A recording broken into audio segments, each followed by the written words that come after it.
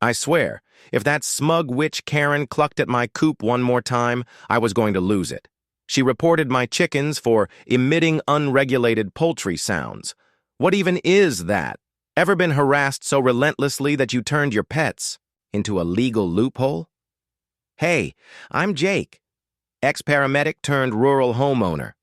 After 15 years of burnout and burnout recovery, I bought a modest 1-acre lot at the edge of suburbia to find peace, raise chickens, and let life slow down. It was working, until Karen from the HOA declared war on my hens. Comment below if you've ever dealt with an HOA dictator. Bonus points if revenge included power tools or sarcasm. My mornings used to be quiet. I mean quiet. The kind of peaceful, where you can actually hear yourself exhale. Coffee in one hand, old hoodie hanging off one shoulder, feed bucket in the other. My chickens, Sunflower, Big George, Flapjack, and the rest of my feathered squad, would be waiting at the edge of their coop, heads bobbing, making those soft little purring noises chickens do when they're content. That sound, that's what got me through more nights than any therapist ever did. I didn't move to the edge of suburbia to cause problems. After 15 years in emergency response, blood, burnout, and more broken families than I care to remember, I just wanted air, land, somewhere I could finally breathe without sirens screaming behind my ribs. I bought a fixer-upper on a 1-acre lot that dipped just out of the main HOA drag. Or so I thought. Turns out, Karen had other ideas. Karen, short silver bob that never moved, clipboard that might as well be stapled to her hip, and a voice like she practiced smiling without her eyes in the mirror. HOA president, neighborhood, enforcer, and self-appointed guardian of shrub symmetry. I first saw her 2 weeks after I moved in. She was standing on the sidewalk, squinting at my modest little chicken run like it had personally offended her property value. I didn't think much of it. I waved. She didn't. Then it came, the letter, plain white envelope, HOA seal in the corner. I opened it standing barefoot on my porch, still sipping from my chipped world's okayest paramedic mug. Violation 14B, unauthorized livestock within HOA boundaries. I reread it. Then I laughed, out loud, like some kind of sitcom character who just realized they were being pranked. Livestock?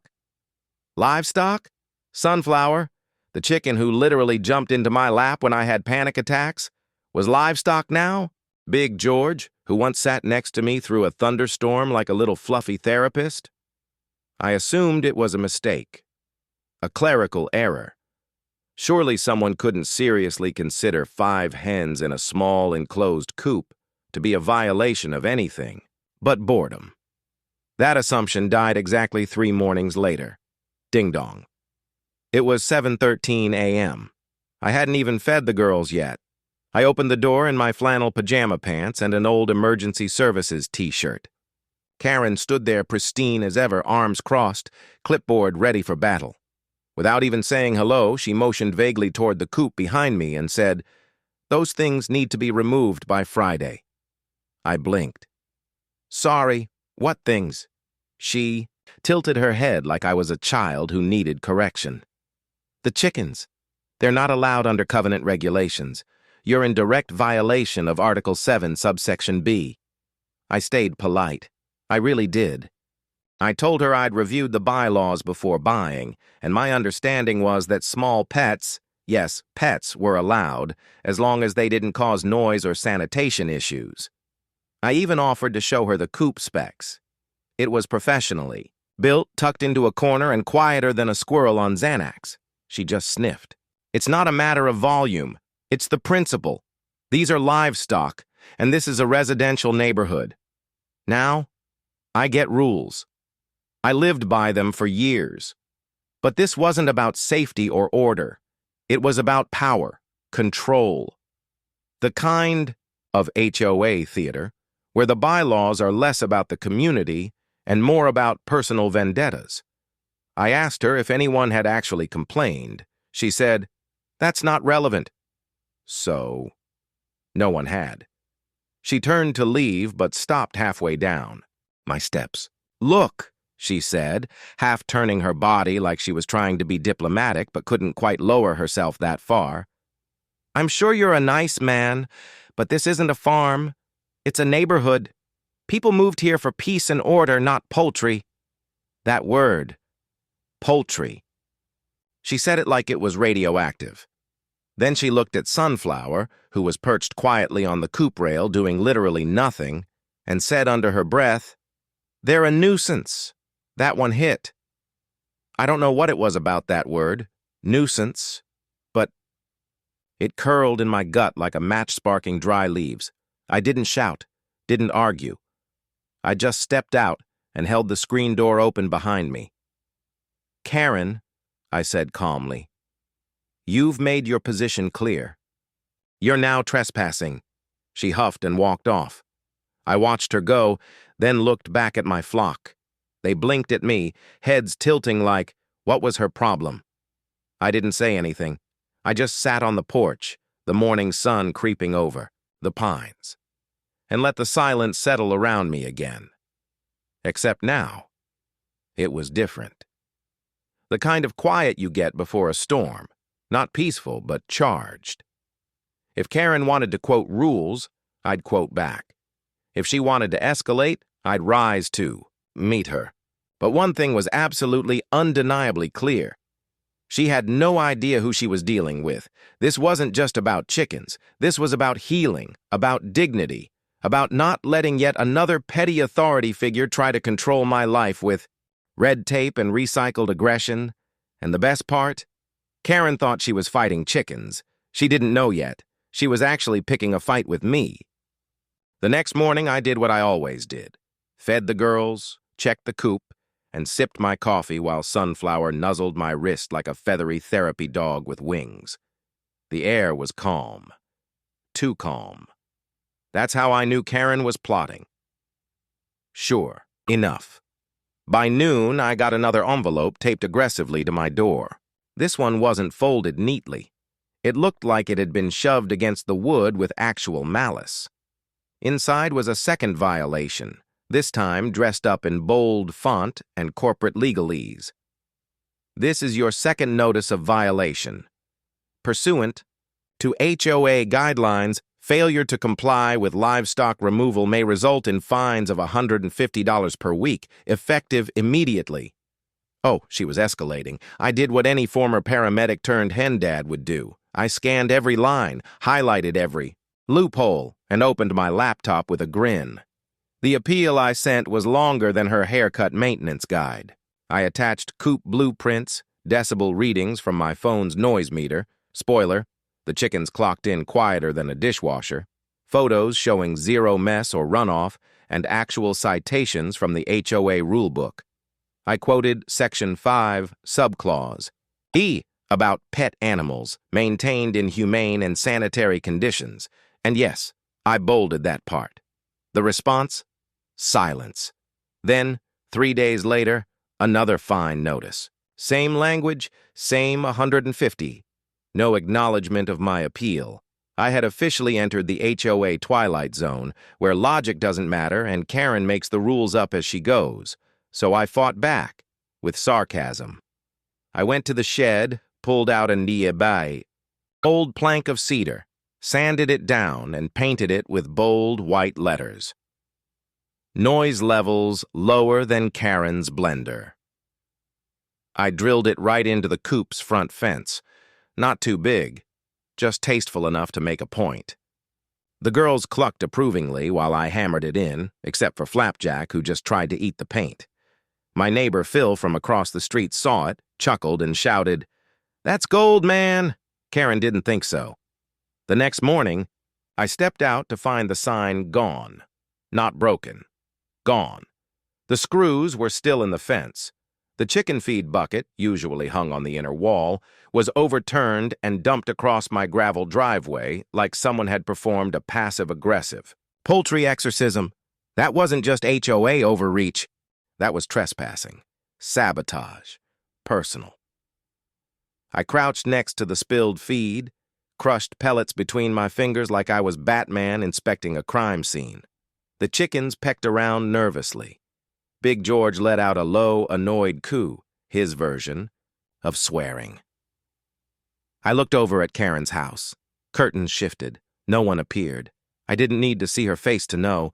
Something inside me shifted. This wasn't about the chickens anymore. This was about control. And Karen, clipboard queen of the cul-de-sac, was used to people backing down, people apologizing, people folding. Not this time. See, there's a special kind of stubborn that forms in people who've seen real chaos. Flipped cars, blood on asphalt. Mother screaming at 2 a.m. I carried all that in my bones. You think your HOA letterhead scares me? Try holding a dying kid's hand and telling his mom he's going to be okay when you know he's not. I stood up, wiped the feet off my palms, and made a decision. This ends with me winning. I filed a formal complaint for vandalism and trespassing with the HOA. Not because I thought they'd do anything, they wouldn't. Karen probably chaired the committee herself, but it gave me paper, and paper becomes proof, and proof becomes firepower later. Next, I installed a small camera above the coop, motion-activated, battery-powered, Wi-Fi synced to my phone. If she wanted to play dirty, I'd collect every frame. Then I did something she wouldn't expect. I baked cookies. Yes, actual chocolate chip cookies. I boxed them up, attached a copy of my emotional appeal email, and a handwritten note. Dear Board, since your rules seem open to interpretation, I've attached documentation that clearly explains why my chickens do not violate policy. I've also included cookies, because clearly something bitter is going around. Sincerely, Jake and the Cluck crew. I hand-delivered it to the HOA drop box. Phil from across the street saw me and said, "This whole block's watching, man. We got your back." But I wasn't counting on the HOA. I was thinking federal. Because late that night, after cleaning the driveway and checking the coop one last time, I sat on my porch and stared at Sunflower. She waddled over and climbed into my lap like she always did when I was tense. She cooed, I exhaled, and I whispered, "What if you were a prescribed necessity, huh?" I opened my phone and started digging. Fair Housing Act, emotional support animal laws, ADA statutes, a few deep forums. Turns out, if you've got legitimate mental health struggles and animals that help alleviate them, an HOA cannot legally prevent you from keeping those animals, even if they're technically non-traditional. Now that lit a fire. Sunflower blinked. Up at me like she approved, or maybe she was just asking for treats. Either way, she was about to be more than a chicken. She was about to become a loophole with feathers. The night after I whispered that idea to Sunflower, about her being a prescribed necessity, I barely slept. I wasn't panicking. I was planning. By sunrise, I had a legal pad full of scribbled notes, website URLs, and citations from the Fair Housing Act. Karen wanted to fight dirty? I was going to out-research her, out-maneuver her, and bury her in a polite avalanche of federal statutes. Step 1. Find out if this was actually possible. Step 2. Prove it was necessary. Step 3. Weaponize it. Turns out the law's pretty clear. Under the Fair Housing Act and Section 504 of the Rehabilitation Act, homeowners and renters with a qualifying emotional or psychological disability cannot be denied reasonable accommodations, even if HOA bylaws say otherwise. The phrase that jumped out at me, including non-traditional emotional support animals, L. Stared at that line for a good 2 minutes, a slow grin forming as I imagined Karen's Botoxed forehead twitching at the phrase non-traditional. I wasn't gaming the system, not even close. Years of trauma had left grooves in my brain that I still couldn't climb out of on certain days. Some people used meds, some used therapy. I used chickens. I didn't tell most people that. Didn't see the point. But the truth was, when my panic hit, when the shortness of breath crept in and the flashbacks started to flood, the only thing that grounded me was routine, stability, a gentle cluck, a warm, feathered weight in my lap. You don't fake that, so I scheduled a telehealth appointment with Dr. Myers, my VA-connected therapist. I'd been seeing him on and off since leaving the job. We had a good rhythm. He didn't BS me, and I didn't waste his time. He listened carefully while I explained what the chickens had become for me. Not pets, not livestock, support. When I finished, he nodded slowly and said, "I'll sign the letter, and frankly, I'm proud of you for standing up to this crap." 2 days later, I had it in my inbox. Letter of Emotional Support Certification, signed, sealed, medically justified. Next, formal registration. It wasn't legally required, but it added legitimacy. I used a legitimate ESA registry that tracked and verified requests. I even paid extra for custom tags. Sunflower's ID came first. Little black tag with her name and ESA federally protected beneath it. Big George's was next. Flapjack, of course, needed a second photo because the first one was just a blur of feathers. Classic Flapjack. I lined the tags up on my kitchen table like they were medals, took a photo, and attached it to the HOA email I was about to send. But first, one more piece of ammo. I had a hunch Karen had done this before. The way she came after me felt practiced. Like this wasn't her first chicken rodeo, so I started digging. HOA meeting minutes aren't always easy to find.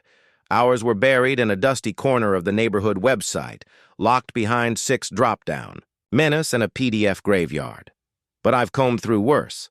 I spent 4 hours combing through public documents. Pay dirt hid in the April report from last year. Discussion. Resident at Lot 41 filed grievance regarding Ms. Whitcomb's cat Milo, citing disturbing eye contact through kitchen window and creating an unwelcoming atmosphere. Request for pet removal denied. I snorted. Karen had tried to evict a literal cat because it looked judgmental. You cannot make this up. But there it was in black and white. Now I had a pattern. I screenshotted it, saved it, and created a PDF bundle. My emotional support. Animal certification, ESA registration tags with photos. Screenshots from the meeting minutes, a highlighted section of the Fair Housing Act, a friendly little cover letter. The email was titled, Request for Reasonable Accommodation under FHA. ESA certification attached and the body. Dear HOA Board, please see the attached documentation regarding my emotional support animals, which assist with diagnosed anxiety and PTSD. These animals are protected under the Fair Housing Act and are exempt from restrictive pet policies or livestock bans. Given recent attempts to classify them as violations, I respectfully request the Board acknowledge this legal protection and refrain from further citations or fines. Please direct any additional questions to my support team, Sunflower, Big George, and Flapjack. Warm regards, Jake. I hit send. Then I leaned back in my chair, folded my arms, and waited. The silence that followed wasn't just satisfying, it was strategic. Karen didn't respond. The HOA didn't either. No new fines, no letters, not even a passive-aggressive door knock. That told me one thing. They'd gotten the message. And they didn't want to challenge federal law because now it wasn't just me they'd be messing with, it was the government. Still, I wasn't done. I printed a new sign and screwed it to the fence the next morning. Same spot where Karen had ripped the first one off, only this one read, Therapy in progress. Do not disturb unless you're here to apologize. I installed it with stainless steel bolts and Loctite. Let her try this time. That same afternoon, Phil from across the street walked over with a lemonade and said, You're becoming a neighborhood legend, you know that? I shrugged. All I did was file some paperwork. He grinned. Yeah, but you did it loudly. With chickens. That night, I walked the yard.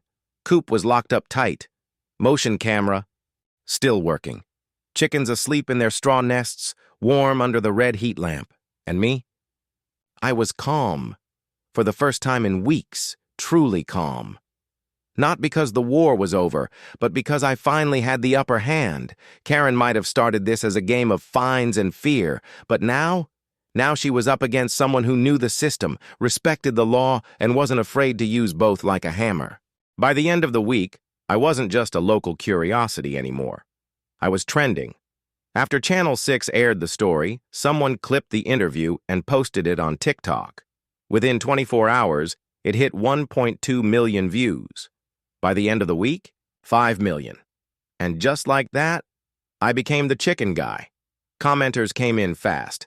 This man's chickens are doing more for mental health than half the healthcare system. Protect sunflower at all costs. Karen messed with the wrong flock. The memes were brutal and brilliant.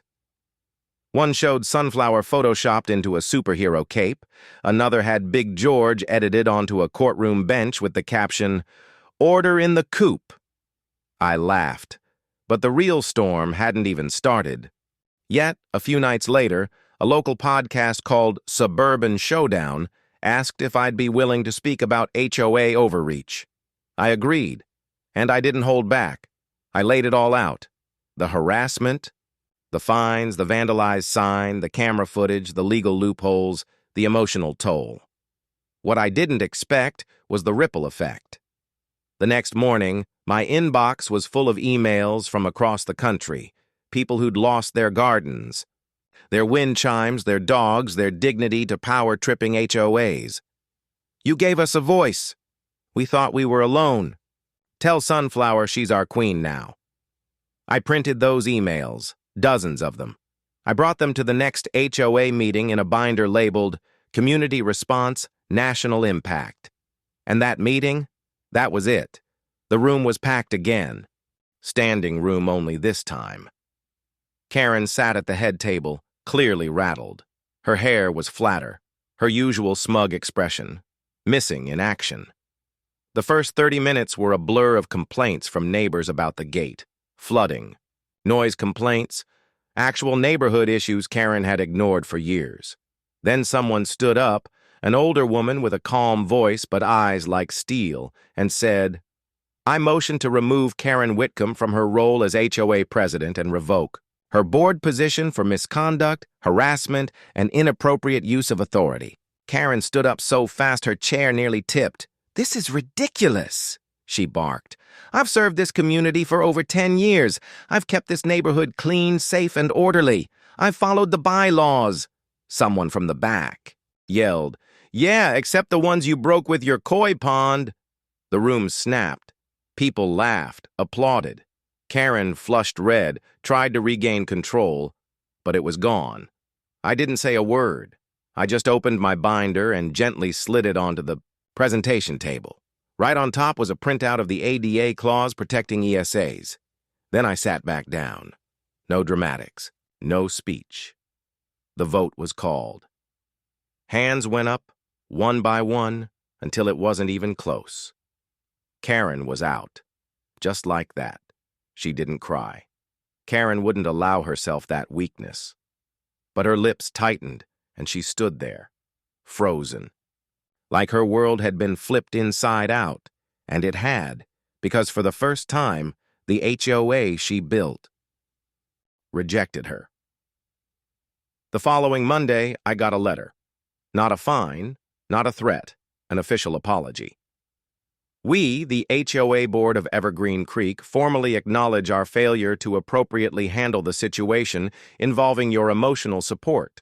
Animals, your rights were violated. We deeply regret the stress caused." I pinned it to the coop. Next to it, I added a small laminated photo of Sunflower in her ESA vest. Below it, a sticky note that said, "We clucked back." The final move came a week later. Phil spotted the for sale sign on Karen's lawn. It was subtle, classy even.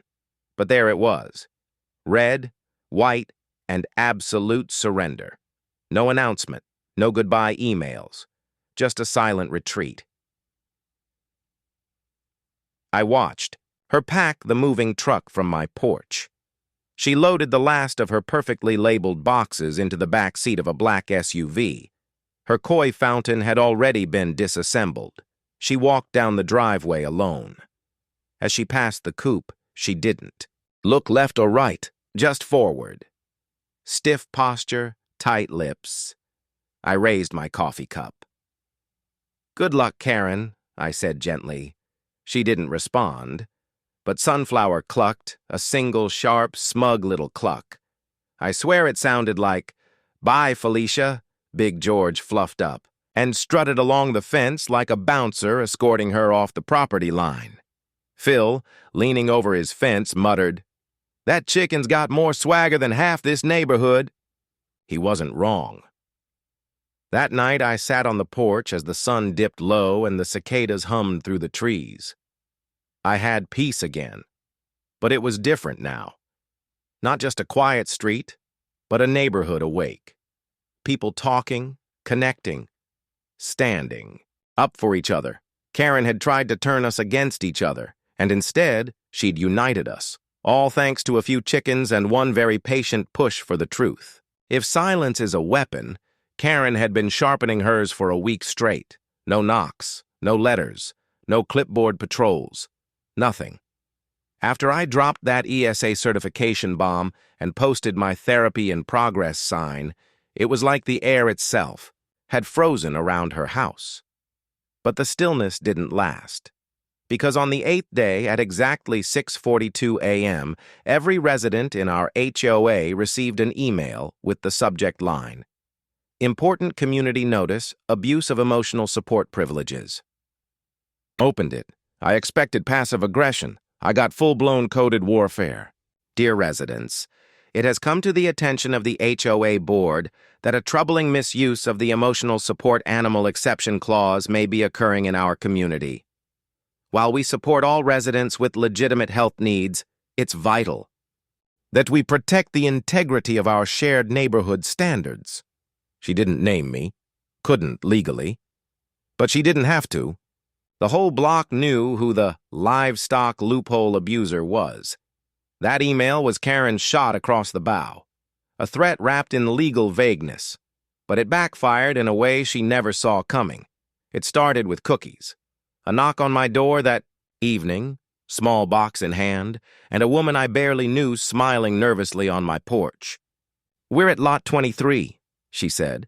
"Just wanted to say we think your chickens are lovely, and honestly, Karen scares us more than they do." I blinked. She smiled again, a little stronger this time. "You're not the only one she's tried to steamroll." Then the dominoes started falling. 2 days later, a dad from down the street stopped by. He asked if his 8-year-old autistic son could visit the chickens sometime. Apparently, animals calmed him down during meltdowns, and he hadn't stopped asking about the nice chicken man. That one got me. I told him to bring the kid any time. The end of the week, 3 more neighbors had swung by with similar whispers. "We didn't vote for her, by the way. She once fined us for wind chimes." I'd take a chicken over her sprinkler policies any day. I wasn't just some guy with birds anymore. I was becoming a symbol. Karen had turned me into the villain, and in doing so, accidentally made me the underdog hero the community didn't know it needed. Of course, she wasn't done. Next move. Odor complaints. An email from the HOA board arrived with resident reports of unsanitary animal housing in the header. She was trying to trigger a health code inspection, probably hoping to catch me slipping. Unfortunately for her, I don't slip. I responded within 5 minutes. "Inspection welcome. Co-op is clean, quiet, and up to code. I'd recommend the inspector also visit Lot 7's koi fountain. I believe it was built without permit review, and its motor exceeds nighttime decibel limits." Yes, I said it. Karen's beloved koi fountain, the centerpiece of her front yard. Built without HOA design review approval. And those glowing blue garden lights she had? Also, a violation under Section 3.8 of the HOA's night lighting rules. I attached photographic proof, dated, geotagged. 2 could play this game, I just played cleaner. The email made waves, big ones. I know because the next morning, Phil, my lemonade neighbor, texted me a screenshot from the neighborhood group chat. Yes, there's a secret one. "Jay is destroying Karen with receipts. This is better than Netflix." I didn't ask how he got in. I didn't care. All I knew was Karen's reign was cracking. She responded with her most desperate move yet, an HOA board-wide motion to limit non-traditional animals within the community. A policy change requiring a 2-3 resident vote. It was thinly veiled, clearly targeted, legally risky. But even as she sent it out, something else hit. Literally. Channel 6, News. I have no idea how they found out. Maybe someone leaked the email thread, maybe Karen bragged to the wrong person. But a reporter called, me asking if I'd be open to a story. A man defending his emotional support chickens from an HOA crackdown? Our viewers live for this kind of stuff. I said yes. When they showed up the next day, Sunflower was freshly bathed. Yes, chickens get dust baths, but I brushed her just in case. And I put on my cleanest flannel shirt. We filmed outside, coop in the background, microphone clipped too. My collar. They asked why I kept chickens. I told them the truth. I've seen some dark things. Chickens gave me something stable, something peaceful. They helped me manage the parts of my brain that never quite shut off. And the idea that someone would try to take that away because it doesn't look like therapy to them, that's exactly the kind of thinking that keeps people suffering in silence. It wasn't dramatic, just real. Sunflower clucked once during the interview. Perfect timing. The cameraman actually laughed. The story aired that night. Segment title: Emotional Support Chickens, the Feathered Fight Against HOA Control. My phone blew up, texts, emails, some from friends I hadn't heard from in years. Even an old co-worker from the firehouse messaged me, "Bro, are you the chicken guy on TV right now?" Karen's face wasn't shown, but the HOA logo was. The implication? Blistering. The next HOA meeting? Packed. People who hadn't shown up in 5 years were suddenly quoting sections of the bylaws. I watched Karen's posture stiffen as neighbors demanded to know why she'd prioritized chasing chickens over, say, fixing the broken neighborhood gate or addressing the recurring water drainage issue. One older gentleman never said a word. Before, stood up and asked flatly, "What exactly is the board doing these days besides bullying therapy birds?" The room went quiet. Karen opened her mouth to speak, then closed it. For the first time, she looked unsure. Back at home that night, I stood in the yard with Sunflower in my arms. The coop glowed warm behind us, the porch lights casting long shadows across the lawn. I'd never asked to be a symbol, never wanted the spotlight. But now that it was here, I wasn't backing down.